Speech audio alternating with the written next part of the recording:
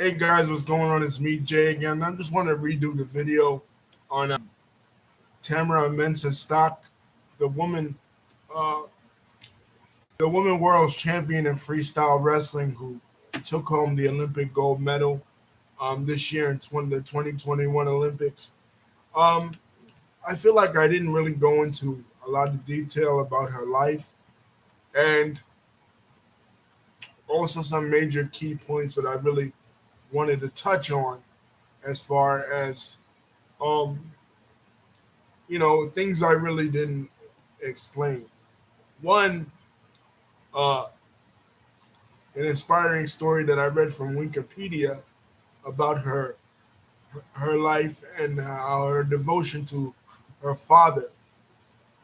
Her father unfortunately died in a tragic accident. He was a native of the country of Ghana, and she felt in her speech she had said that her father would be her biggest fan had he been there. And he also was a sports star, and he competed against a lot of Nigerian athletes, and she happened to beat the Nigerian champion, who was the champion 4 times in freestyle wrestling.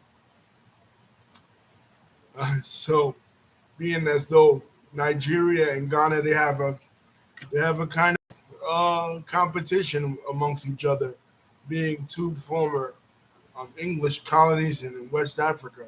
So there's kind of always been a friendly competition between the two countries. So seeing as though her father was from Ghana and she is of Ghanaian origin as well, she moved, and she's also a twin. That was something that the Wikipedia article mentioned. She moved from Illinois to Texas, and that's when she started wrestling in order to boost her confidence after being bullied. As I mentioned in the first video, she she also dedicated the win not only to her father but to her mother, and she said that the winning she would get, she would use towards um, buying her mother a food truck to start her own business. So it really showed a tremendous attitude, um, in terms of her humility and the way she conducted herself as a sports star. But you know, yeah, congratulations to her. She worked really hard, and she's now the number one female um, wrestler in her category and in freestyle. As I said before, I like to see people using wrestling as a tool to motivate themselves. And of course, this is history because in this year, and I know Lisa is seeing this, and Lisa is going to disagree with me in a sense, but in this year, this has been a tremendous year for black female athletes in wrestling. Now, what do I mean by that? Not only her, but also in professional wrestling. Don't let us not forget that women main evented their first ever, well, not the first ever main event for WrestleMania 37 this year, but the first main event to feature two African American women, Sasha Banks and Bianca Belair, in a WrestleMania, and they also won the ESPYS in their category for um, professional wrestling. Now, a lot of people are going to say, well, that's not the same thing. They can't be in the same category because professional wrestling is not the same thing as amateur wrestling. But still, to the point, it's still wrestling. And also wanted to take this time to explain sort of the differences in how professional wrestling and amateur wrestling or freestyle wrestling um, kind of part ways, and what are some of the differences, and what is the origin of what we call in the United States, we call professional wrestling and how it differs from amateur wrestling and how it also differs from MMA. What this young lady practiced is what is called amateur wrestling, specifically freestyle wrestling. Now, the difference between freestyle wrestling and there's two types of Olympic style wrestling that is contested in the Olympics: freestyle wrestling and Greco-Roman wrestling. From what I understand, Greco-Roman wrestling, you can only score a point with a takedown um, using the upper body. And in freestyle wrestling, you can use the lower body for a takedown and the upper body for a takedown. Now, this young lady competed in freestyle wrestling, so that means that she could use both the legs and the arms for a takedown. Usually, Greco-Roman wrestlers are a lot heavier than freestyle wrestlers, but still both require a tremendous amount of strength and tremendous amount of conditioning. Now, where that differs with professional wrestling, what we call professional wrestling in the United States, first and foremost, we know that professional wrestling in the United States and in Japan and in Mexico and other countries is a form of entertainment, meaning that it's not real, it's fake, but it did evolve from real professional wrestling. In the early 1900s, people from England brought over a style of wrestling called Lancashire wrestling that involved not only grappling holds and not only submission holds, but also strikes to some degree. And that style of wrestling then became a competitive style of wrestling that people would get paid for, which of course evolved into the first American Heavyweight Championship in 1905 that was contested in Kaminsky Park between the Russian Lion George Hackenschmidt and Frank Gotch.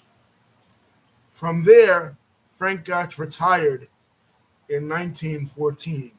And with Frank Gotch's retirement in 1914, there was a lack of competition in the sport of wrestling. And plus, on top of that, some of these illegal submission moves that were derived from other grappling techniques like jiu-jitsu or Indian Pelwani were then outlawed.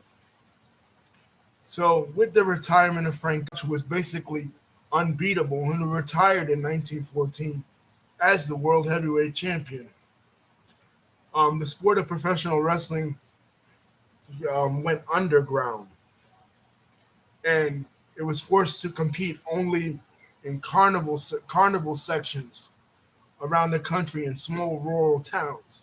And in the carnival sections, in these small rural towns, a lot of promoters that were on the more crooked side of things became involved with it. So they developed two kinds of wrestling. One which was a shoot, which was slang for a takedown. In real wrestling, in Greco-Roman and freestyle wrestling, a shoot is a takedown. So these promoters became a lot crooked, and they figured out that instead of having their entertainers or their athletes get injured all the time and having to replace them, they could just work matches and have them come to an agreement backstage uh, as an agreement um, with each other. And this came about in the 1920s, specifically in 1925, which they say was the last real professional wrestling match between um, Wayne Munn and a wrestler named Stanislav Zbyszko. And from there, from 1925, and the style of entertainment from this one promoter named Toots Mont came slam bam Western style wrestling, which later evolved into professional wrestling that we know today. That's the long, that's the short end of it. So basically, it went underground, and it was a way for the promoters and the wrestlers, the participants, to not get injured or not get hurt. So they evolved into different ways. In amateur wrestling or in collegiate wrestling, you cannot use submission holds. And that's what differentiates it from both professional wrestling and mixed martial arts. Now, mixed martial arts is also, it also comes from the Greco-Roman art of pancration, but where it differs from amateur wrestling is that you can use strikes and you can use submission holds, which you cannot do in amateur wrestling at all. So it's a little off topic, but it's a little bit to explain the differences between mixed martial arts, professional wrestling, and what this young lady does, amateur wrestling. But if you guys want, I'll make a whole video explaining the origins of both mixed martial arts as I know it and professional wrestling. But this is about this young lady, and congratulations to this young lady. And like Lisa said, I'm entirely happy for her too. And don't forget to like and subscribe. And hit the bell button to see when my next video is coming out. And by the way, I wanted to say that I completely support female athletes in both uh, in the realm of professional wrestling and in the Olympics and in all of athletic endeavors. I don't want to go into too much in terms of that, but yes, it's good to see female athletes, especially female athletes of color, on the rise in both wrestling and other sports. Peace. Don't forget to like and subscribe. Love y'all.